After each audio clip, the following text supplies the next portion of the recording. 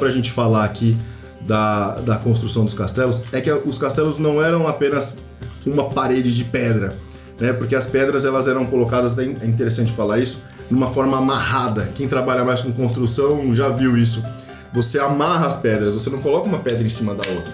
Você põe uma pedra uma do lado da outra e quando você vai pôr a camada de cima, você entrelaça para que a pedra de cima fique em cima da junção da de baixo. Eu vou tentar colocar uma imagem aí para exemplificar isso. Então você põe uma pedra em cima da junção das outras duas para que isso fique mais entrelaçado e mais estruturado. E eles colocavam uma cola, uma junção, como se fosse uma argamassa entre essas pedras.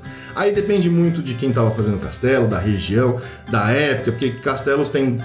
Cara, durante centenas de anos foram feitos castelos e cada época era uma forma diferente. Mas o mais interessante é que não era só a parede de pedra, era uma fileira de parede de pedra, uma coisa no meio e parede de novo. E no meio era usada terra, areia, argila, pedregulho, geralmente uma mistura disso. Então se pegava o que tinha em volta, se o terreno era mais arenoso, era esse terreno mais arenoso, se era terra, era com terra, misturava pedregulho, o que fosse, para colocar no meio. E por que no meio era terra? Por que não era só parede de pedra? Porque se você jogar uma pedra aqui, um canhão, se você batesse com ariete nessa pedra aqui, era muito fácil deslocar essa pedra. Agora, se você tem uma parede de terra no meio, fica muito mais difícil para você destruir esse primeiro muro. Então, você cria uma proteção muito maior. Óbvio que aqui no Minecraft está um pouco desproporcional, tá muito mais grosso do que era. Mas você cria essa parede de terra, de areia, para aliviar o impacto que fosse aqui e aumentar muito a resistência dessa parede. Quando você olha nas janelas do castelo, você vê que a parede do castelo é muito grossa, mas muito grossa mesmo. Muito, sei lá, 1 metro, 1,5 metros, 2 metros de parede.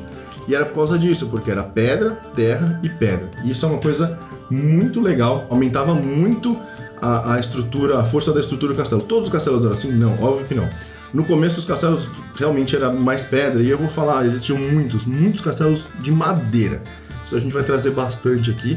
Só que, óbvio, os castelos de madeira, com o tempo, a madeira deteriora, acabou. Você não vê mais nenhum castelo de madeira aí, mas tinha muito.